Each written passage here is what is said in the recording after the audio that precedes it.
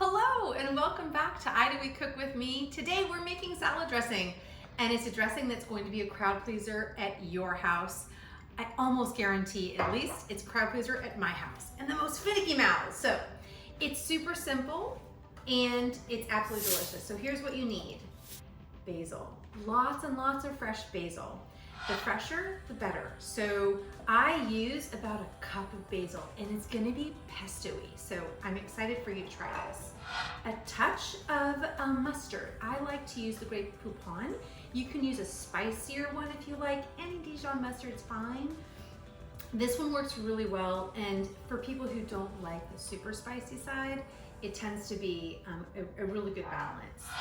You want a really good olive oil. So try to save out on the cheap stuff, use that for other stuff. Find a good olive oil, and you're gonna need equal parts of olive oil and red wine vinegar. I don't think you need a really nice red wine vinegar. I haven't noticed any difference in any of the red wine vinegars that I've selected. So I'm kind of going, it's a relatively cheap one, like $2 or $3 over the counter. And then salt and pepper, and of course, you cannot have a salad dressing, not in my house, without garlic. So I'm gonna use 2 garlics for this. I recommend in your house start with 1 and then add in more garlic if you want a more intense flavor. So that's good.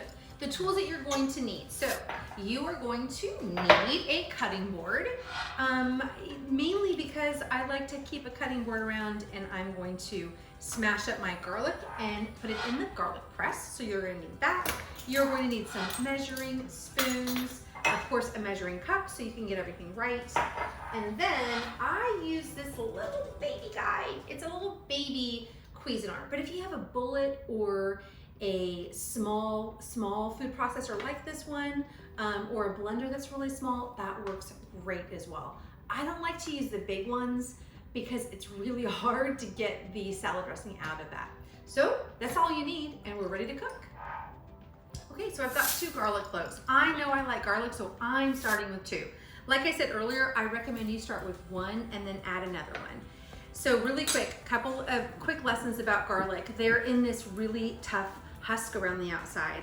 It's pretty simple. If you take the edge of a knife and you press flat down, do not cut yourself. You can easily pull this little garlic guy out and the shell tossed to the side, and you're done there. So I'm gonna do that with this guy as well. I'm gonna actually show you, I actually even use, I've done it before with this garlic press. I don't like it as much, I don't have as much control. I've got to like get on my tippy toes to get control, but that works as well. So edge of a knife, edge of a garlic press, either one, it works great. Some people even put garlic that's not holed directly into the garlic press. I don't like to do that very often. I feel like you don't get as much garlic out of it. I could be wrong, but that's my impression. Now I'm squeezing it in here. You might be asking yourself, why is she squeezing the garlic in there? There is a blade inside. Well, I know my little baby Cuisinart, and she does not work as efficiently as my big Cuisinart. So I have found that when I don't use a garlic press in this little guy, people get stuck with a big chunk of garlic in their salad. That's not very pleasant. So I don't want to do that to them. After the garlic's in, now I'm gonna put the basil in. So I normally do not measure the basil, but because I'm doing this for all of you today, we're gonna measure out this basil. So I have this fresh basil. I bought a huge box of basil. It was on sale at the store. So excited. And then I noticed it was starting to turn brown. So what do you do when your basil starts to turn brown and you really want to use it, but you're not ready to use it all? You make dressing. So this makes it, it's not that the brown pieces are that bad. They're just kind of freaky. So I will cut them off. I'm sure that they're fine to eat, but I don't like to do that. So I like to use this in the dressing because it lasts a little bit longer. And I mean, gosh, these dressings can last many, many days. So right now, whoops, I'm gonna go ahead and put in about 2 to 3 cups of my basil leaves right into my baby food processor. So this is about 1 cup. I'm gonna keep doing this for another 2 cups. We have our 2 cloves of garlic, but you're gonna try 1 first and then add a second one if you want it spicier. And then we ended up doing 2 full cups of the basil leaves. I removed the stems from it. You don't necessarily have to, but I think that it blends up a bit nicer, especially in my mini guy, if I just have the leaves alone.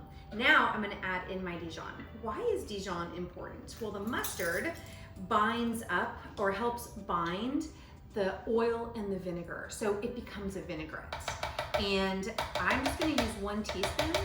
I have mistakenly used too much Dijon, and it tastes like you're eating Dijon. And that's not the goal of this. The goal is that this really helps just bind the olive oil and the vinegar together and really make every bite taste absolutely delicious. So our main attraction for this dish is the basil. Following the basil pretty close behind is gonna be the olive oil. I like to use a good olive oil, as I mentioned earlier. There's a lot of great nutty flavor that you're gonna get from that olive oil. The one that I have here, though it's asking for a lot of it, about 1/4 cup of the olive oil. This is right out of Italy. It's absolutely delicious. Use something that you enjoy, that you really like. So I'm doing 1/4 cup of the olive oil. Then I'm gonna take a little bit less of the vinegar. Some recipes call for a 1-to-1. Sometimes that can be too acidic for most palates. So I do a little bit less, but I don't like the recipes that it's a 2-to-1 ratio. I don't like them. I find that they are not acidic enough. And, but again, it's your palate. So 4 tablespoons equals 1/4 cup. So I'm gonna use 3 tablespoons. So it's slightly less than a 1-to-1. So 3 tablespoons of red wine vinegar. And like I mentioned, you don't need high quality red wine vinegar. If you're someone who's a red wine vinegar aficionado, use a high quality one. I am not. I've been drinking red wine vinegar since I was knee-high to a grasshopper, and I pretty much drink any of it. So we've got our red wine vinegar in there, we've got our good olive oil in there, and now I'm gonna add just a couple of, just a little tiny bit of my salt. Salt is to taste. So I normally get my measuring tool out, but I don't have it handy. So I'm gonna do about 1/2 to 3/4 of a teaspoon. That's about how much this measures. And then I'm gonna reach really far over and grab my black pepper. And I like fresh ground black pepper. Some circumstances, I just would get regular pepper, but for a salad dressing, I like it fresh ground. So I'm doing about 1/4 of a teaspoon of black pepper. So now I'm gonna get my top on for this guy, and we are going to blend her up, and I'll show you what the consistency looks like. Well, we blended up our salad dressing, and I'm so excited to get the first smell. It's always just a fun little whiff there. Oh my God, it smells so delicious. It is just, you can smell that garlic. The consistency is just beautiful. It looks a little bit like a pesto.